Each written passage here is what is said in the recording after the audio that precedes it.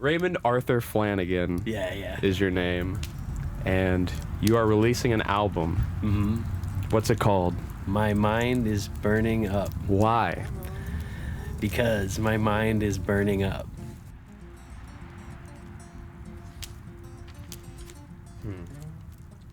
What's on the album cover, dude? What is that stuff? Oh, so that's actually cool because I had already figured out that I wanted to call the album "My Mind Is Burning Up." It's like a lyric in. I might have even had the title and then put it in Camel's Back at the end, but I don't really remember if I wrote it first or it doesn't really matter. But I went over to my parents' house and my mom had pulled all these paintings out from when she was younger, from high school and stuff that apparently were been in our attic. I've never seen them before. And one of them was this picture. She painted this picture of it's just a bunch of shapes, but it's starts out as a phone and then it melts. Yeah, it kind of goes into an ear shape. It turns into an ear. It's phone up to your ear.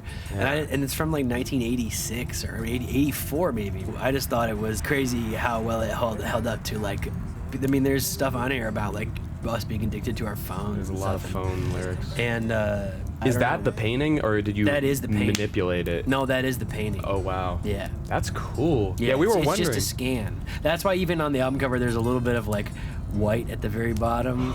That I just scanned it at the library or whatever. So I just is that on the vinyl copies? Is there a white line? Yeah, there will be. Yeah. Are there any kind of surprising things that we wouldn't think of, listening to the record that maybe you hear from your childhood, kind of inspirations, sort of things that stick with you? In terms of influences, or in terms of influences, musically, lyrically, spiritually, whatever. Yeah, I think there's some maybe nods to certain things. I feel all the end of the Camel's Back is sort of a nod to just a lot of different guitar players that I liked growing up. Right.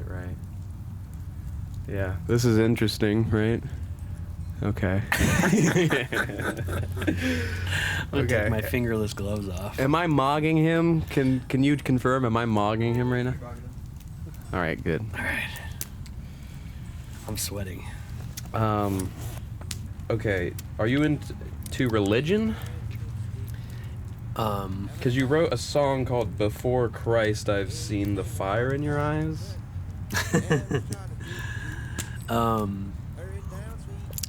Yeah. Yeah, I'm just really into before Christ. Like Hinduism? Or just Old Judaism. Testament. Oh yeah. This is a topic that we shouldn't go any further on. There's a song here that has mentions of a fig tree. Yeah. Were you influenced by Sylvia Plath? No, fig tree is in the Bible a bunch of times, but also I just See? had this thing. My intern over here was talking about Sylvia Plath the whole time. Wouldn't shut the heck up about her when we were listening to the album. Did Sylvia Plath write the Bible? I mean, she might as well have. Yeah. But yeah, dogs do this thing that I now know is called trancing. But Josie was talking about this dog that would get beneath this tree and it would get all weird. Yeah, fig tree. Get all weird. Yeah, dogs do this thing called trancing sometimes under plants. Have you ever seen them do it?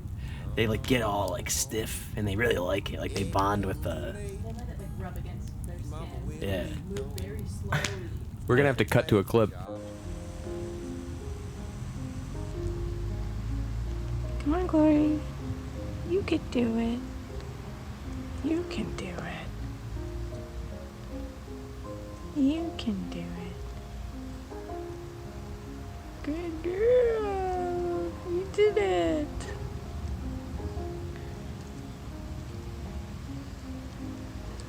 Good girl. Yay. That's what the song's about? Or Yeah, it's about dogs.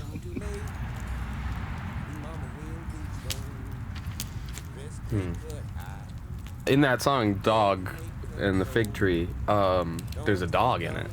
Yes. Who's that dog? Me. What? Yeah, I barked.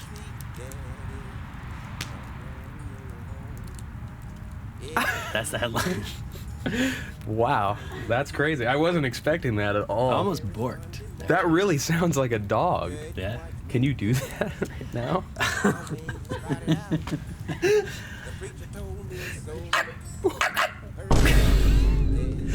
All right. You talk about a road 252 in the album? Yeah. What road is that? Columbia Road. Okay. There's a song on this album called All the Time that you sing with Josee McGee. Was featuring a woman on the album like your like choice to like kind of be woke? I hate liberals. Was this like it's such an intimate song, it feels like. Was it one, were you singing in one mic or two mics? I was playing guitar and I was sitting on the floor and Josee was like sort of sitting behind me Oh. and she was holding an EV635A. Okay, Like we'll just put a in picture front up. of us. Yeah. And then I had a condenser mic a little further away. Okay. To sort of get the overall more of the guitar and stuff. But there's not even the guitar. It's, you So know, that's your vocal take, is like that room kind of mic, or like were you singing directly into a thing? No, we're both. It's just a live take of us singing together, and it's like With one mic, basically. Yeah, one mic for the kind of get the vocals. vocals, and then there's a condenser out in front of us. But basically, just yeah. I mean, Wow. I love a lot of old recordings. Yeah. Like I have a lot of like 78s, and I love a lot of old. Like Mississippi John Hurt and stuff like that. So Yeah. sometimes on old recordings, it's like the plan of attack is to just like make sure that the vocal is present, and then everything else is just sort of small behind it. Like even like you know early Elvis is kind of like that. It feels a little bit that way. True. But like my focus is on performances more than it is on like technical excellence, and I also think a lot of people are like trying to get things to an industry standard or copy things and they don't even know why, but the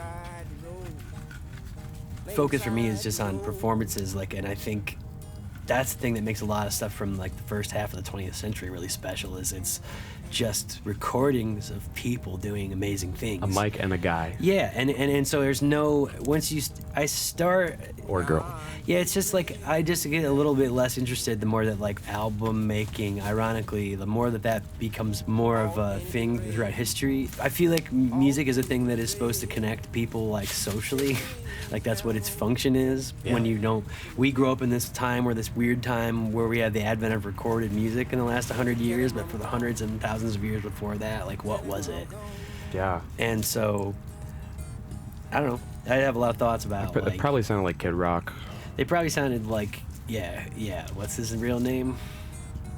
His real name? It's not Kid Rock. But yeah, I think there's an intentional like crudeness to some of it, because I feel like, you know, there's high human achievements in the 60s and stuff with like things that the Beach Boys and Beatles made. I feel like and we've stuff. already heard like all the like cleanest stuff that everybody, like I was just listening to Thriller and Bad. It gets days to ago. a point where it's like, what are we focusing on? And if it's like, did you hear the kick drum on the new blah blah blah record? It's like, Yeah.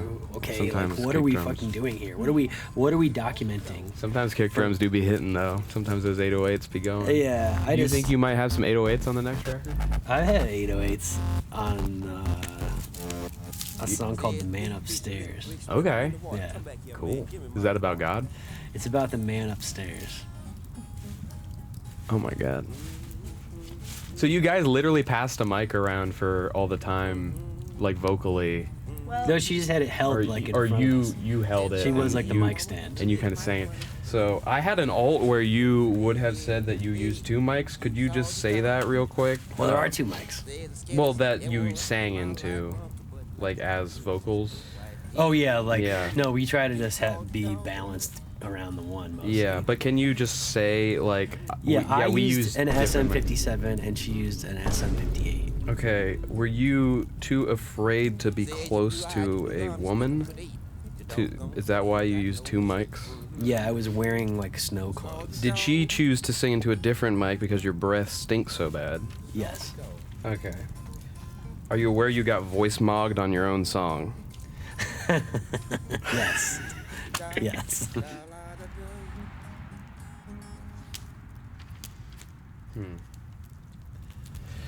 This album, I've listened to it 3 times now, I think. Maybe 4.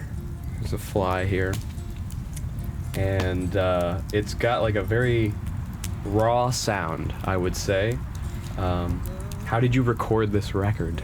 In this case especially, it was just kind of like getting into my playground and just reaching for whatever I intuitively wanted to reach for first, Yeah. whether it's a guitar or an amp or whatever. But my interface only has 2 channels, so everything's just no track has more than 2 microphones on it at a time.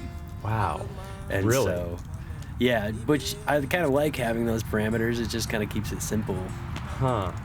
Like every song's built around a live take of me playing and singing, which I felt was like important for it to just basically be centered. Everything's tied to that, so I feel like everything's just sort of like ornamental to that. You know, it's not like it's like built around a drum beat or something. It's built Right. around the song, the performance of the song. I did wonder, like, when in the process would the drums come in? Like, After the guitars are done, because I'm better at guitar. Sure. So I could like before make- bass? Yeah, I usually put bass after because I Okay. feel like sometimes if the drums, if there's like wonky stuff happening, you could kind of fix it with what the bass does, Sure. you know, because Sure. nothing's too quick. I feel like you kind of weave in and out of different genres on the record, but there is kind of a rock and roll sort of influence. Mm-hmm. Am I speaking out of line here? No, I mean that's generally just what I would consider it, just a rock and roll record. Yeah. That goes in different moods of it.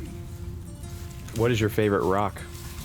I like Obsidian. I like Limestone because it was just in my driveway when I was. Is limestone igneous? I don't know the differences. I'm out of practice on my different types of rocks, but well, there goes the Fruitscato. Now it's a party. You're fired. You're fucking fired. We are drinking Fruitscato right now. We are not sponsored, but we are hoping one day for that. Hopefully this kind of show can go on and more interviews by the fire can happen. You look like Jack Antonoff right now so bad. So good, really. Is that like a producer? You wrote, there's nothing more precious than hanging with a real friend. Yeah. What about the Hope Diamond?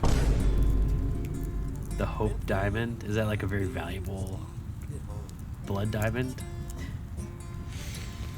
Are there any diamonds that aren't blood diamonds?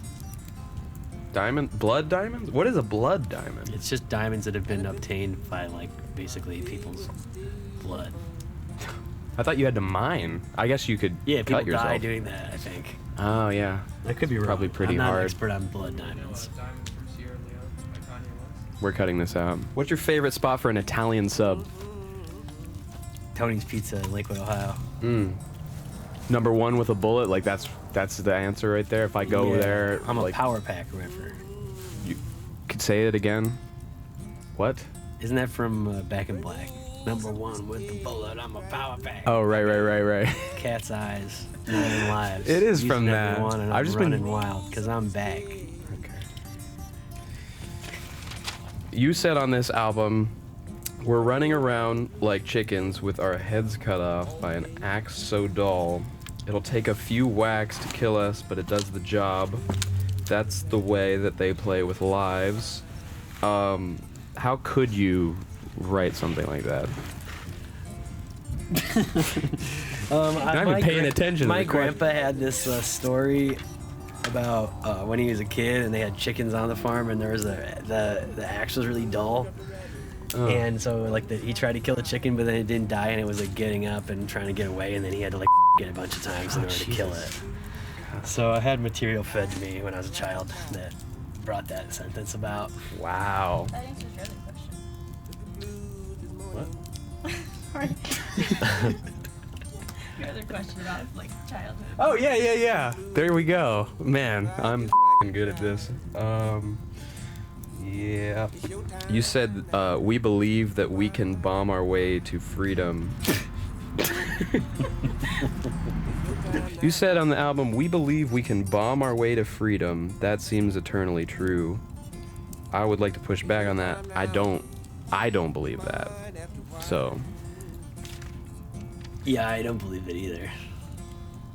Well, you wrote that, so.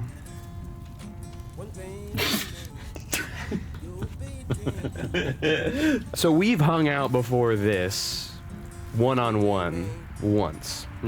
And we saw the movie Eyes Wide Shut. We did.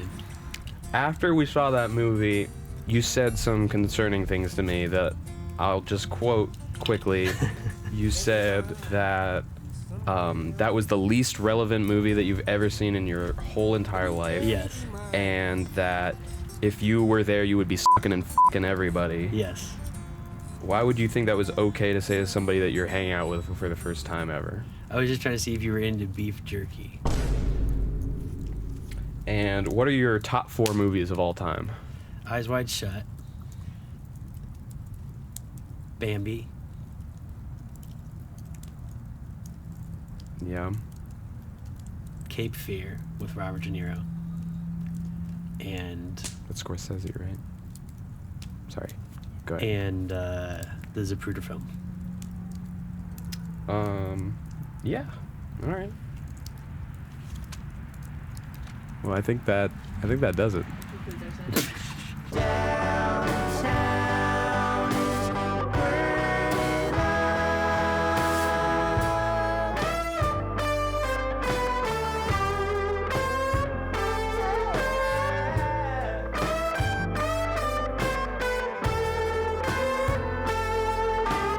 For those of you that are currently under the influence watching this, heck yeah, brother. Don't go to Wendy's. They are clients of Palantir or whatever. Palantir. Who's that? Is that a company? I think they were like one of those. They're like Digimon or something. Like, I don't know any Digimon. I'm realizing they didn't really affect the culture. Do you know any Digimon by name? Agamon. There you have it. I'm just gonna take your word for it. Little orange one. Okay. Garurumon. That sounds familiar, He actually. wears like a tiger pelt. He has a little unicorn horn. All right. Okay, that's enough. That's enough.